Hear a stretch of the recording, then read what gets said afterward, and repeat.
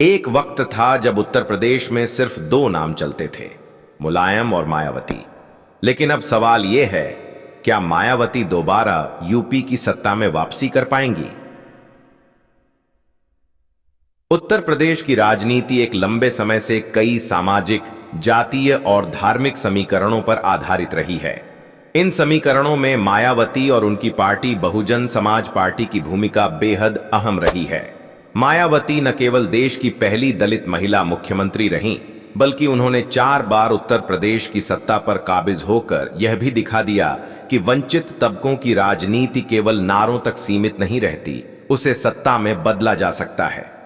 लेकिन आज जब हम बीएसपी की वर्तमान स्थिति को देखते हैं, तो यह सवाल बेहद स्वाभाविक रूप से उठता है कि क्या मायावती एक बार फिर से सत्ता में वापसी कर सकती हैं, या फिर उनका राजनीतिक सफर अब अपने अंतिम पड़ाव की ओर बढ़ रहा है। मायावती का करियर शुरू हुआ उस समय जब दलितों को राजनीति में केवल वोट बैंक समझा जाता था। कांशीराम के नेतृत्व में स्थापित बीएसपी ने एक वैकल्पिक राजनीति की बात की, जो सीधे तौर पर दलितों, पिछड़ों और वंचितों की आवाज बनने का दावा करती थी। मायावती ने इस आंदोलन को विस्तार दिया और 2007 में जब पूर्ण बहुमत के साथ सरकार बनाई, तो यह नारा दिया गया कि दलित की बेटी सत्ता में आई है। यह नारा केवल प्रतीकात्मक नहीं था, बल्कि यह उस पीड़ा और संघर्ष का प्रतिनिधित्व करता था जो सदियों से दबाए गए तबकों ने झेला था। समस्या यह नहीं है कि मायावती कमजोर हो गई हैं, बल्कि यह है कि राजनीतिक परिदृश्य बदल गया है। सामाजिक मीडिया का जमाना आ चुका है, युवा वर्ग के मुद्दे बदल चुके हैं और पुराने जातीय समीकरण अब उतने असरदार नहीं रह गए हैं जितने 2 दशक पहले थे। मायावती की राजनीति उस वक्त की राजनीति थी जब सड़कों पर रैली, गांव-गांव जाकर जनसभाएं करना और नारा लगाना सत्ता तक पहुंचने का रास्ता था। लेकिन अब युवाओं को मोबाइल पर संदेश चाहिए, यूट्यूब पर भाषण और इंस्टाग्राम पर विचार। बीएसपी का डिजिटल इंफ्रास्ट्रक्चर लगभग नगण्य है और यही कारण है कि युवा मतदाता खुद को इस पार्टी से जुड़ा हुआ महसूस नहीं करता। इसके अलावा संगठनात्मक दृष्टि से भी बीएसपी ने खुद को उतना मजबूत नहीं किया जितना भाजपा या समाजवादी पार्टी ने किया है। बीएसपी में नेतृत्व केवल मायावती तक सीमित है, जबकि दूसरी पार्टियों में अलग अलग स्तर पर नेता, प्रवक्ता और कार्यकर्ता हैं जो हर मोर्चे पर लड़ते हैं। बीएसपी का कोई प्रमुख प्रवक्ता तक नहीं जो मीडिया में पार्टी का पक्ष रख सके। मायावती की छवि भी वर्षों से नहीं बदली है।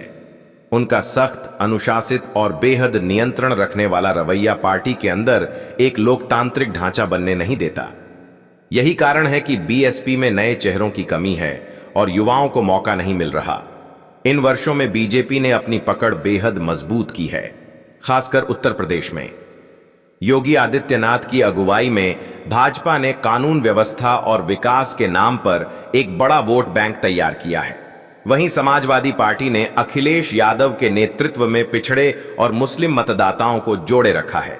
कांग्रेस धीरे धीरे वापसी की कोशिश कर रही है, भले ही उसका असर सीमित हो। ऐसे में बीएसपी का अकेले लड़ना और लगातार पिछड़ना यह दर्शाता है कि पार्टी अभी भी पुरानी रणनीति पर अडिग है। 2022 के विधानसभा चुनाव में बीएसपी केवल 1 सीट पर सिमट गई। यह एक बड़ा झटका था और उससे भी बड़ा झटका 2024 के लोकसभा चुनावों में मिला, जब पार्टी एक भी सीट नहीं जीत सकी। लगातार गिरते वोट प्रतिशत, कार्यकर्ताओं की निष्क्रियता और जमीन से पार्टी का कटाव, यह सब संकेत हैं कि बीएसपी संकट में है। लेकिन यह भी सच है कि संकट के समय ही नेता की असली परीक्षा होती है। मायावती ने हाल ही में कुछ कड़े फैसले लेकर यह संकेत देने की कोशिश की है कि पार्टी अब बदलाव के रास्ते पर है। उन्होंने सहारनपुर के 4 वरिष्ठ नेताओं को पार्टी से निष्कासित किया, जो संगठनात्मक अनुशासन का संकेत था।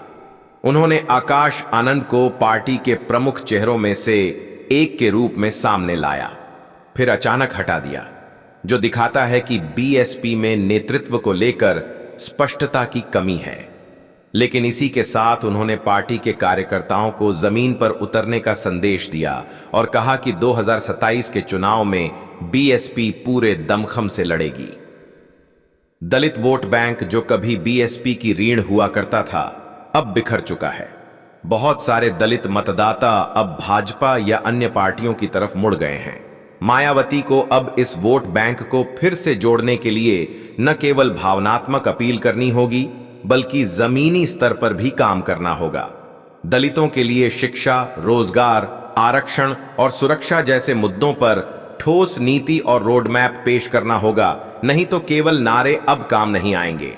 इसके साथ साथ बीएसपी को मुस्लिम मतदाताओं को भी वापस अपनी तरफ आकर्षित करना होगा। मुस्लिम मतदाता फिलहाल एसपी और कांग्रेस के खेमे में है, क्योंकि वे भाजपा विरोधी रणनीति को प्रभावी मानते हैं। मायावती को यह समझाना होगा कि बीएसपी एकमात्र पार्टी है जो वास्तव में उनके हितों की रक्षा कर सकती है, लेकिन यह तभी होगा जब पार्टी स्पष्ट रूप से भाजपा से दूरी बनाकर चले। नहीं तो विरोधी लगातार यह प्रचार करते रहेंगे कि बीएसपी भाजपा की बी टीम है। राजनीति में संभावनाएं कभी खत्म नहीं होती।